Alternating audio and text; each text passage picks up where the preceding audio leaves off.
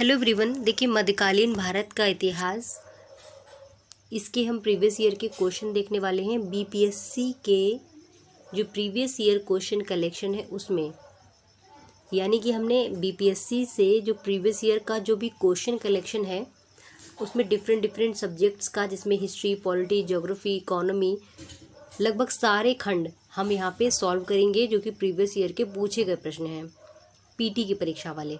तो हमने ancient history के 121 प्रश्नों को सॉल्व किया था और आज हम मिडिवल हिस्ट्री के लगभग 70 प्लस प्रश्नों को देखने वाले हैं, जो कि हमारे प्रीलिम्स के एग्ज़ाम के लिए रिवीजन के रूप में काफ़ी ज़्यादा इम्पोर्टेंट होने वाले हैं। तो चैनल में अगर नए हैं तो चैनल को सब्सक्राइब जरूर करना और वीडियो को अंत तक देखना ताकि आपका रिवीजन हो सके। तो चलिए शुरू करते हैं। हमारा पहला प्रश्न है, गुलाम वंश का प्रथम शासक कौन था? गुलाम वंश का पहला शासक कौन था? ये था कुतुबुद्दीन ऐबक, ऑप्शन बी। गुलाम वंश का पहला शासक था कुतुबुद्दीन ऐबक। अगला प्रश्न है, कुतुबुद्दीन ऐबक की राजधानी कहाँ थी? तो ये थी लाहौर, और इल्तुतमिश ने दिल्ली में स्थानांतरित किया था, लेकिन कुतुबुद्दीन ऐबक जो थे वो लाहौर में ही अपनी राजधानी को उन्होंने बना रखी थी। 2.5 दिन का झोपड़ा क्या है? तो यह है एक मस्जिद। नेक्स्ट प्रश्न है, भारत में मोहम्मद गौरी ने किसको प्रथम अक्ता प्रदान किया था? तो कुतुबुद्दीन ऐबक को प्रथम अक्ता मोहम्मद गौरी द्वारा प्रदान किया गया था। बिहार का प्रथम मुस्लिम विजेता कौन था? बिहार का प्रथम मुस्लिम जो विजेता था वो कौन था? Bakhtiyar Khilji, option number C. Bihar पर बख्तियार खिलजी के हमले का पहला जो विवरण मिलता है वो कहाँ से मिलता है? तो ये मिलता है तबकात नासिरी से। तो ऑप्शन ई भी है, इसमें ध्यान रखिएगा। देखिए बीपीएससी 64 का ये प्रीलिम्स है 18 वाला, ठीक है। तो सारे कलेक्शन आपको मिलेंगे। नालंदा बिहार का विध्वंस किसने किया था? ये है आपका ऑप्शन ए, बख्तियार खिलजी ने। इल्तुतमिश ने बिहार में प्रथम सूबेदार किसे नियुक्त किया था? तो मलिक जानी को। 2008 में देखिए ई ऑप्शन नहीं था और बाद में ई ऑप्शन आया था, तो जिसमें नहीं है उसमें ई ऑप्शन नहीं मिलेगा आपको, जिसमें है उसमें मिल जाएगा। प्रथम मुस्लिम शासक कौन था जिसने शासन के सिद्धांत यानी थ्योरी ऑफ किंगशिप को राजाओं के ईश्वरी सिद्धांत यानी ईश्वरी अधिकार के सिद्धांत के समान प्रतिपादित किया था? तो ये हैं आपके बलबन। बलबन ने राजा को, जो भी शासक होते थे, इनको ईश्वरीय शक्ति यानी कि थ्योरी ऑफ डिवाइन राइट के समान प्रतिपादित किया था। नेक्स्ट प्रश्न है, अगला प्रश्न है, किस दिल्ली सुल्तान ने रक्त और लौह की नीति अपनाई थी? No doubt Balban. इसको ध्यान रखना, इसकी एक्सप्लेनेशन काफ़ी महत्वपूर्ण है। कौन सी किताब है, इसका प्रिंट जो है हम थंबनेल में दे देंगे, तो आप उसको देखिएगा और कोशिश करना इस किताब को लेने की, ताकि आपका रिवीजन अच्छे से हो सके और जो एक्सप्लेनेशन दिया है वो हो सके। जब उसने राजस्व यानी किंगशिप प्राप्त किया तो वह शरीयत के नियमों और आदेशों से पूर्णतया स्वतंत्र था। तो बर्नी ने यह कथन किस सुल्तान के लिए कहा है? ये है अलाउद्दीन खिलजी। अलाउद्दीन खिलजी के प्रसिद्ध सेनापतियों में किसका मंगोलों के विरुद्ध लड़ते हुए डेथ हो गया था? तो ये है जफर खान। जफर खान का मंगोलों के विरुद्ध लड़ते हुए मृत्यु हो गई थी इनकी, जफर खान की। रानी पद्मिनी का जो अलाउद्दीन की चित्तौड़ विजय से नाम जोड़ा जाता है, उनके पति का नाम क्या है? तो देखिए राणा रतन सिंह। रानी पद्मावती के पति का नाम राणा रतन सिंह था। अलाउद्दीन खिलजी के आक्रमण के समय देवगिरी का शासक कौन था? देवगिरी के जो शासक थे, जब अलाउद्दीन खिलजी ने देवगिरी में आक्रमण किया था तो उस टाइम पे रामचंद्र देव थे। देवगिरी के शासक रामचंद्र देव। अगला प्रश्न देखेंगे, किस सुल्तान के काल में खालिसा भूमि अधिक पैमाने में विकसित हुई थी? अलाउद्दीन खिलजी के टाइम पे। अलाई दरवाजा का निर्माण किस सुल्तान ने करवाया? अलाउद्दीन खिलजी ने। कुतुब मीनार के पास में ही करवाया था इन्होंने अलाई दरवाजा का निर्माण। दिल्ली के किस सुल्तान ने सबसे ज़्यादा नहरों का निर्माण किया है? तो सबसे ज़्यादा किया है फिरोज शाह तुगलक ने। नेक्स्ट प्रश्न हमारा है, फिरोज तुगलक द्वारा स्थापित दारुल सफ़ा क्या था? तो दारुल सफ़ा तो एक खैराती अस्पताल था। ठीक है। निम्न में से किस सुल्तान ने बेरोजगारों को रोजगार दिलाया? तो ये है फिरोज शाह तुगलक, जिन्होंने बेरोजगारों को रोजगार दिलाया। निम्न में से किस सुल्तान के दरबार में सबसे अधिक गुलाम थे? ये भी फिरोज शाह तुगलक होंगे। और अगला प्रश्न है हमारा, निम्न में से किस सुल्तान ने फलों की गुणवत्ता सुधारने के लिए काम किए? तो ये भी फिरोज शाह तुगलक हो जाएगा। फारसी यात्री अब्दुल रज्जाक भारत में किस राजा के टाइम पे आया था? तो देवराय द्वितीय के टाइम पे आया था। प्रथम के नाम से कंफ्यूज मत हो जाना। तैमूर के आक्रमण के बाद भारत में किस वंश का राज स्थापित हुआ था? तो सैयद वंश का जो है राज स्थापित हुआ था तैमूर के आक्रमण 1398 के बाद में। ठीक है, क्योंकि नासिरुद्दौला की मृत्यु के साथ ही तुगलक वंश का खात्मा हो गया और उसके बाद में आपका सैयद वंश शुरू हो गया था। ऐसे बहुत सारे प्रश्न बनते हैं कि तैमूर के युद्ध के टाइम पे कौन शासक था? तो नासिरुद्दीन था। नेक्स्ट क्वेश्चन है, निम्न में से किस सुल्तान ने एक नगर बसाया जहां अब आगरा है? तो ये है सिकंदर लोदी। फिर है अगला प्रश्न, विजयनगर के उस पहले शासक की पहचान करें जिसने बहमनियों से गोवा को छीन लिया था। हरिहर द्वितीय ने, हरिहर द्वितीय ने काफ़ी इंपॉर्टेंट है। विजयनगर के राजा कृष्णदेवराय ने गोलकुंडा का युद्ध किस राजा के साथ लड़ा था? कुली कुतुब शाह के साथ में, कुली कुतुब शाह के साथ में था। फिर हमारा अगला प्रश्न है, विजयनगर साम्राज्य के वित्तीय व्यवस्था की मुख्य विशेषता क्या थी? तो ये थी भू राजस्व, भू राजस्व। विजयनगर साम्राज्य का अधिशेष कहाँ मिलता है? हम्पी में मिलता है इसका अधिशेष। दीवान अर्ज विभाग किससे संबंधित था? रक्षा विभाग से संबंधित था। दीवान अर्ज या आरिज मुमालिक जो कि सल्तनत काल में सैन्य विभाग का अधिकारी होता था, ये जो था आरिज मुमालिक। और ये जो दीवान अर्ज है इसकी स्थापना बलबन ने की थी। शिवाजी की राजधानी कहाँ थी? रायगढ़ में। शिवाजी की राजधानी कहाँ थी? रायगढ़ में। फिर अगला प्रश्न देखते हैं, सरंजामी प्रथा किससे संबंधित थी? ये थी मराठा भूराजस्व से संबंधित सरंजामी, और ये 1994 में प्रश्न आया हुआ है। बहमनी राज्य का संस्थापक कौन था? अलाउद्दीन हसन, और इसके अन्य नाम भी हैं अलाउद्दीन हसन के। तो इसमें आगे देखते हैं, निम्न में से कौन भूमि उत्पाद पर लगने वाले कर को इंगित करता है? निम्न में से कौन भूमि उत्पाद पर लगने वाले कर को यानी टैक्सेस को इंगित करता है? तो देखिए इसमें ऑप्शन डी हो जाएगा। खराज है, खुस्म है, सॉरी खुम्ज है, मुक्तई, ओस्र, ये सारे जो है टैक्सेस थे। और नेक्स्ट प्रश्न है, नेक्स्ट क्वेश्चन है, निम्न में से किस सुल्तान ने जमीन में फसल की नपाई का आधा राजस्व के रूप में दावा किया था? अलाउद्दीन खिलजी ने किया था ऐसा। और भी बहुत सारे काम इन लोगों ने किए थे। अलाउद्दीन खिलजी है, फिरोज शाह तुगलक है, ये सारे लोग थे। अब ये काफ़ी इंपॉर्टेंट हो जाते हैं, अगर एक्सप्लेनेशन पढ़ेंगे तो लगभग हमारे 50% ऐसे ही तैयार हो जाएंगे। नेक्स्ट प्रश्न है हमारा, शेख बहाउद्दीन जकारिया किस संप्रदाय से थे? तो ये थे सुहरावर्दी संप्रदाय से थे। 18 का प्रश्न है, इन शासकों में से किसने अपनी सैन्य टुकड़ियों को 200, 250 एवं 200 की इकाइयों में विभाजित किया था? तो इनमें से कौन शासक ऐसा था जिन्होंने ऐसा किया था? तो ये थे नन ऑफ दीज, यानी कि ऑप्शन नंबर ई के साथ जाएंगे, या फिर इसका उत्तर क्या है देखते हैं। देखिए इस्लाम शाह शेर शाह का पुत्र था। इस्लाम शाह ने पूरे उत्तर भारत में लगभग 8 वर्षों तक शासन किया था और उसकी मृत्यु 1553 में हुई थी। इस्लाम शाह ने ही अपनी सैन्य टुकड़ियों को 50, 200, फिर 250, फिर 500 इनकी जो है इकाइयाँ थी, इनमें डिवाइड कर रखा था। ठीक है, तो इसमें क्या है कि आयोग ने इसका उत्तर ई माना है। ई ऑप्शन में तभी के टिक करना होता है जब हमको ऑप्शन में से कोई समझ में मतलब कोई ना हो तो हम ई के साथ चले जाते हैं, लेकिन उसमें भी ई के साथ जाएंगे जब हमारे एक से अधिक उत्तर सही जो होते हैं उस पर। ठीक है, सॉरी, चलिए आगे बढ़ेंगे। जवाबित का संबंध किससे था? तो जवाबित था राज्य कानून से रिलेटेड। सल्तनत काल के जो सिक्के टंका, ससगनी एवं जीतल किस धातु से बने थे? तो देखिए चांदी एवं तांबा सिक्के जो थे, टंका, ससगनी एवं जीतल, तो टंका चांदी का था, ससगनी चांदी का था, जीतल जो था वो आपका तांबे का बना हुआ था। भारत में कागज का प्रयोग कब से प्रारंभ हुआ था?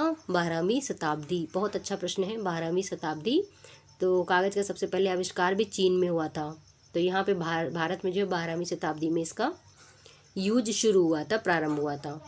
अगला प्रश्न देखिए, तबकात नासरी का लेखक कौन है? तबकात नासरी का लेखक है मिनहाज उस सिराज। मिनहाज उस सिराज। सभी भक्ति संतों के मध्य एक विशेषता थी कि उन्होंने अपनी वाणी को उसी भाषा में लिखा जिसे अपने जो उनके भक्त थे समझते थे। ठीक है। निम्न में से किस सुल्तान से निजामुद्दीन औलिया ने भेंट करने से इनकार कर दिया था? अलाउद्दीन खिलजी से। फिर अगला प्रश्न देखेंगे, काफ़ी कथन भी लिख रखे हैं इन्होंने एक्सप्लेनेशन में, जो कि काफ़ी इंपॉर्टेंट है पेपर के पॉइंट ऑफ व्यू से। उन्हें नहीं देख पाएंगे क्योंकि बहुत समय ले लेगा ऐसे। अगला प्रश्न है हमारा, बारहमासा की रचना किसने की थी? ये हैं आपके मलिक मोहम्मद जायसी ने बारहमासा की रचना की थी। और इन्हीं की कृत है पद्मावत है, अखरावट है, आखिरी कलाम है, ये सारे। पानीपत के युद्ध में बाबर की जीत का मुख्य कारण बताएंगे। उसकी सैन्य कुशलता थी। और सैन्य कुशलता के साथ साथ इनके और भी सारे ऑप्शंस थे।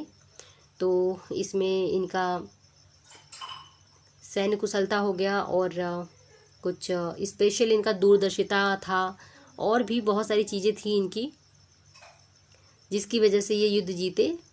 चले अगला देखेंगे, तुजु के बाबरी किस भाषा में लिखा गया है? तो ये लिखा गया है आपका तुर्की में। तुजु के बाबरी लिखा गया है तुर्की भाषा में। ठीक है, यानी कि तुजु के बाबरी को बाबरनामा भी कहा जाता है। अगला क्वेश्चन देखेंगे, हुमायूं ने चुनार दुर्ग पर प्रथम बार आक्रमण कब किया था? तो हुमायूं ने 1532 में चुनार दुर्ग पर आक्रमण किया था। देखिए इनके कुछ काफ़ी इम्पोर्टेंट सब्जेक्ट्स हैं और टॉपिक्स इन द सेंस की, और उससे प्रश्न जरूर बनाते हैं ये। निम्न में से किसने अपने बादशाह पति के लिए मकबरे का निर्माण करवाया था? तो ये है हाजी बेगम। ये वाइफ किसकी थी? हुमायूं की वाइफ थी। और दिल्ली में ही जो है दीन पनाह में 1564 में निर्माण करवाया गया था हुमायूं के मकबरे का, बाई हाजी बेगम। हुमायूं नामा किसने लिखी है? तो ये लिखी है गुलबदन बेगम ने। ठीक है, आगे देखेंगे, मतलब ये हुमायूं की बहन थी गुलबदन बेगम। हुमायूं द्वारा लड़े गए 4 प्रमुख युद्ध हैं जिनका तिथि के अनुसार क्रम देखना होगा। सबसे पहले आया आपका देवरा का युद्ध। देवरा का युद्ध कब हुआ था? 31 में हुआ था, 1531 में। चौसा हुआ था 1539 में। कन्नौज हुआ था 1540 में। सरहिंद हुआ था आई थिंक 55 में, 1555 में। फिर 56 में शायद, हाँ 56 में हुमायूं की मृत्यु हो गई थी। आगे बढ़ेंगे, अगला प्रश्न देखेंगे। हमारा नेक्स्ट क्वेश्चन है, निम्न में से किस सुल्तान ने पहले हजरत आला की उपाधि अपनाई और बाद में सुल्तान की उपाधि अपनाई? तो ये थे शेरशाह सूरी। शेरशाह सूरी जिन्होंने ही इनको हराया था, ठीक है, हुमायूं को। अगला प्रश्न देखेंगे, हल्दी घाटी के युद्ध में महाराणा प्रताप की सेना के जो पति थे, सेनापति थे, वो कौन थे? तो देखिए हल्दी घाटी के टाइम पे महाराणा प्रताप के सेनापति थे हकीम खान, और जो अकबर की जो साथ में थे वो थे मान सिंह और आसफ खान। ठीक है, तो ये हुआ था 1576 में हुआ था हल्दी घाटी का युद्ध हुआ था 1576 में। ठीक है, छोटे छोटे ऑप्शंस हैं, इनको ध्यान रखना होगा, काफ़ी इंपॉर्टेंट हो जाते हैं कभी कभी। तो निम्न में से किस मुस्लिम शासक ने जो तीर्थ यात्रा थी उसका टैक्स खत्म कर दिया था? अकबर ने खत्म कर दिया था। बीपीएससी ना टू द पॉइंट एकदम लूसेंट से प्रश्न उठा के रख देता है, ठीक है ना, तो इसको भी ध्यान रखना होगा, लेकिन लूसेंट के साथ एनसीईआरटी भी देखनी पड़ेगी। तो अगला प्रश्न है हमारा, अकबर ने बंगाल एवं बिहार को मुगल साम्राज्य में कब मिलाया था? बेहद इंपॉर्टेंट प्रश्न है। तो ये है 1576 में। अगला क्वेश्चन देखेंगे, भारत में किसके शासनकाल में ईस्ट इंडिया कंपनी, जो इंग्लिश ईस्ट इंडिया कंपनी थी, इसका जो गठन हुआ था ये हुआ था अकबर के टाइम पे। फिर है हमारा अगला प्रश्न,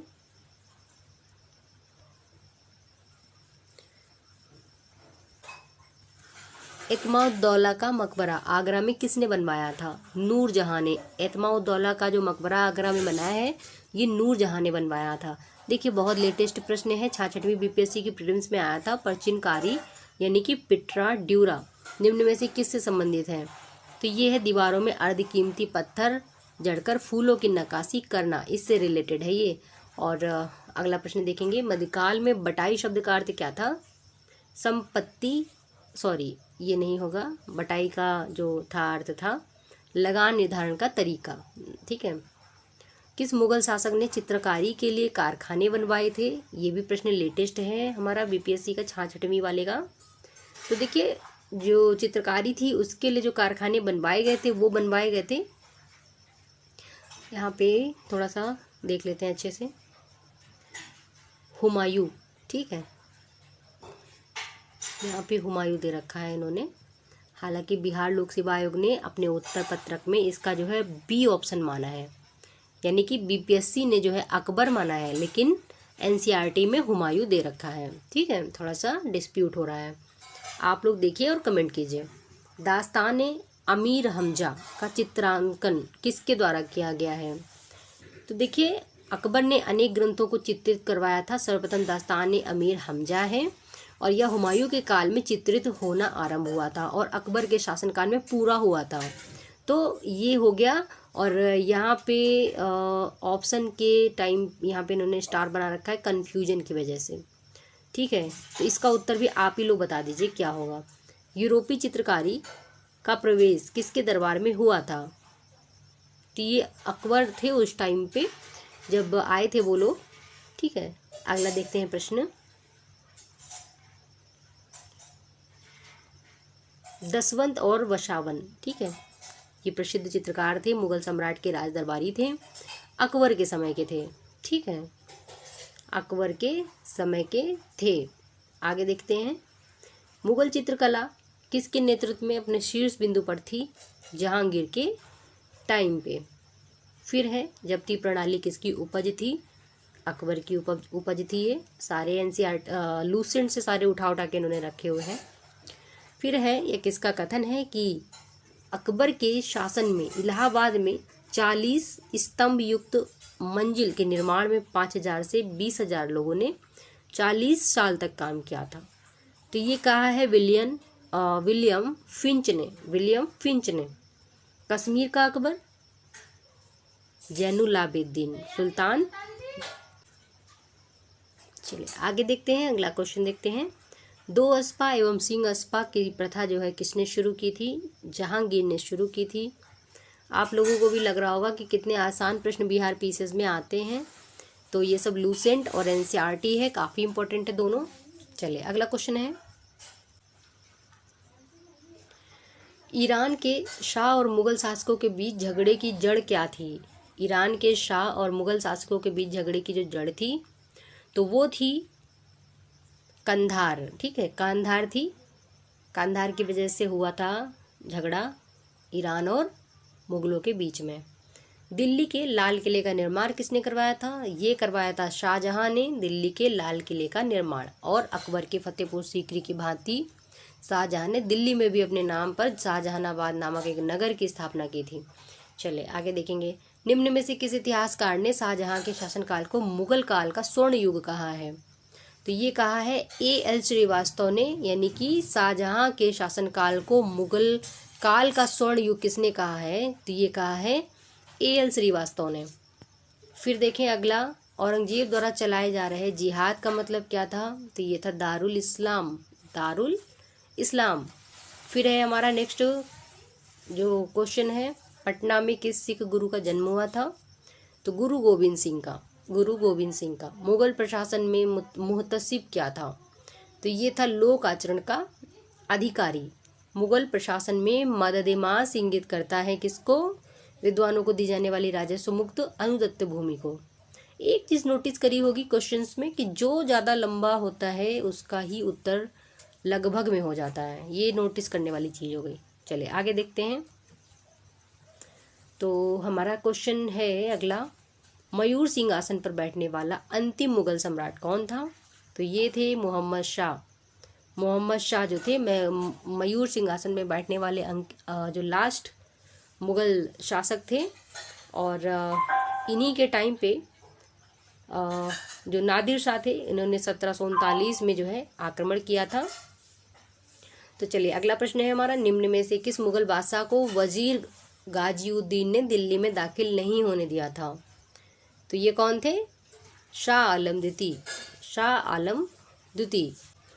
तो दोस्तों देखिए हमारे प्रश्न यहाँ पे 75 क्वेश्चन हमने कर लिए, और हमारा जो अगला क्वेश्चन है वो है क्वेश्चन इन द सेंस कि अगला टॉपिक, अगला जो सब्जेक्ट होगा वो होगा आधुनिक भारत का इतिहास। और काफ़ी मात्रा में इसमें प्रश्न मिलने वाले हैं, क्योंकि बिहार में आपको मालूम है इस जो मॉडर्न हिस्ट्री होता है इससे काफ़ी ज़्यादा क्वेश्चन बन जाते हैं, और जो इस एंशिएंट और मिडिवल है इससे कम ही आते हैं। तो ये बहुत ज़्यादा इंपॉर्टेंट सेगमेंट है, इसको बिल्कुल देखना ना भूलें, इसको ज़रूर देखें। प्रीवियस ईयर देखने के बाद काफ़ी अंदाज़ा मिलता है कि हाँ भाई किस तरह के प्रश्न आ रहे हैं हमारे पास और बीपीएससी में। तो चलिए मिलते हैं अगले वीडियो में इसी टॉपिक के साथ में। आधुनिक भारत का इतिहास काफ़ी इम्पोर्टेंट है। एक चीज़ और, NCERT और लूसेंट 2 बुक जो हैं, 2 चीज़ें लेकर चलना, ठीक है, बीपीएससी के पीटी के लिए काफ़ी इम्पोर्टेंट है। अगले वीडियो में मिलते हैं, अपडेट्स लेते रहें और चैनल को सब्सक्राइब करके बेल आइकन ज़रूर प्रेस करें। जय हिंद।